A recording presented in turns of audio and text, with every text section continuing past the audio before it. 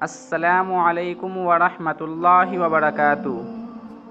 نحمدہ ونصلی علی رسولہ الکریم، اما بعد۔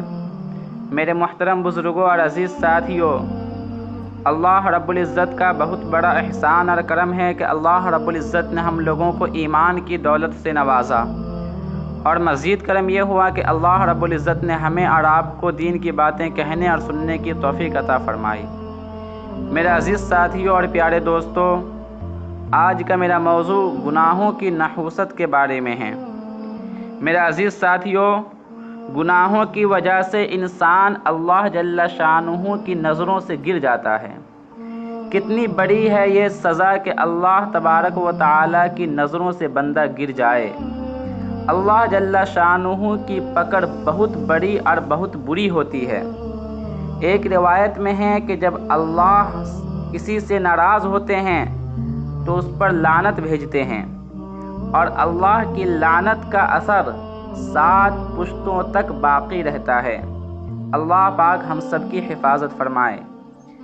بار بار گناہ کرنے کی وجہ سے انسان کے لیے آخری لمحے میں کلمہ پڑھنا بھی مشکل ہو جاتا ہے۔ اللہ اکبر۔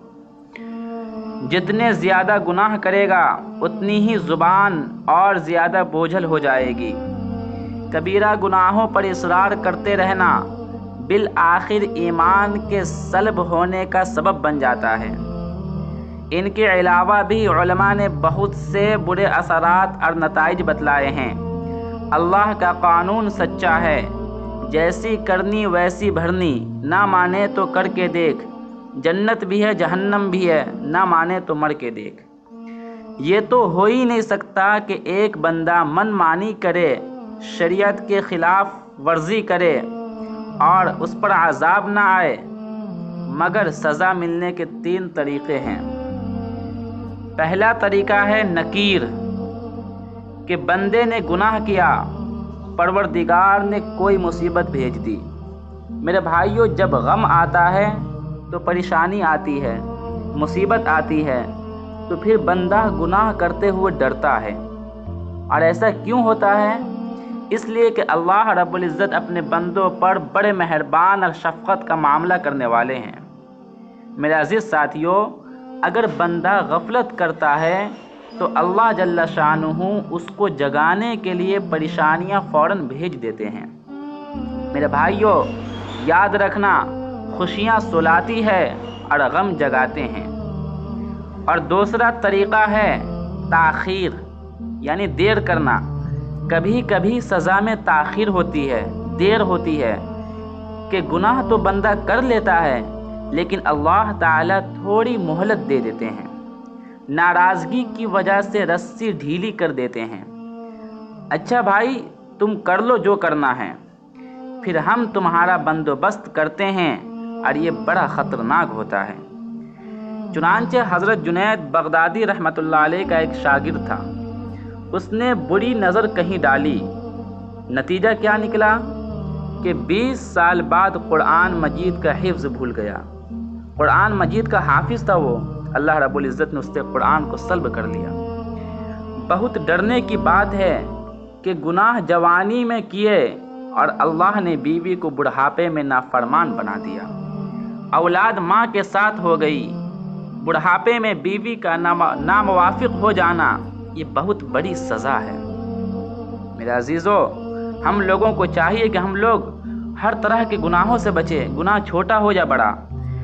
اور تیسرا طریقہ سزا دینے کا یہ ہے خفیہ تدبیر، کہ اللہ تعالیٰ ایسی طرح سے سزا دیتے ہیں کہ بندے کو پتہ بھی نہیں چلتا کہ سزا مل رہی ہے یا نہیں۔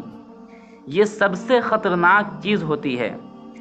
مثلاً ظاہر میں یہ اپنی منمانیاں کر رہا ہے، گناہ کر رہا ہے، خلاف شریعت کام کر رہا ہے، اور اللہ تعالیٰ نعمتیں اور زیادہ کر دیتے ہیں ایسے بندوں کے اوپر، کاروبار بھی بڑھ رہا ہے اور واہ واہی بھی ہو رہی ہے، تو یہ خفیہ تدبیر ہوتی ہے۔ اللہ تعالیٰ کا ارشاد ہے، جب اس قوم کے لوگ بھول گئے جو ہم نے ان کو نصیحت کی تھی، تو ہم نے ہر نعمت کے دروازے ان پر کھول دیے، حتیٰ کہ جب بڑے خوش ہو گئے کہ ہمیں یہ سب کچھ مل گیا، تو ہم نے اچانک ان لوگوں کو پکڑ لیا۔ یہ جو اچانک اللہ کی پکڑ ہوتی ہے نا میرے بھائی، یہ بڑی دردناک ہوتی ہے۔ اللہ اپنی پکڑ سے ہم سب کی حفاظت فرمائے، آمین۔ میرے بھائیوں اور دوستو، کبھی کسی گناہ کو ہلکا نہ سمجھے۔ حافظ ابن قیم رحمۃ اللہ علیہ فرماتے ہیں کہ اے دوست، گناہ کرتے وقت یہ نہ دیکھ کہ گناہ چھوٹا ہے یا بڑا، بلکہ اس پروردگار کی عظمت کو دیکھ جس کی تو نافرمانی کر رہا ہے۔ کبھی کسی نے چھوٹے بچھو کو اس لیے ہاتھ نہیں لگایا کہ چھوٹا ہے، کبھی کسی نے چھوٹے سانپ کو اس لیے ہاتھ نہیں لگایا کہ چھوٹا ہے، اور نہ ہی کسی نے چھوٹے انگارے کو ہاتھ لگایا کہ چھوٹا ہے۔ سب چھوٹے بچھو سے بھی ڈرتے ہیں، چھوٹے سانپ سے بھی ڈرتے ہیں، چھوٹے انگارے سے بھی ڈرتے ہیں، کیونکہ وہ نقصان دہ ہوتے ہیں۔ لیکن بچھو، سانپ اور انگارے کا نقصان پھر بھی کم ہے، اور گناہ کا وبال اس سے بہت بڑا وبال ہے۔ اللہ رب العزت سے دعا ہے کہ اللہ رب العزت ہم لوگوں کو کہنے سننے سے زیادہ عمل کی توفیق عطا فرمائے، آمین ثم آمین۔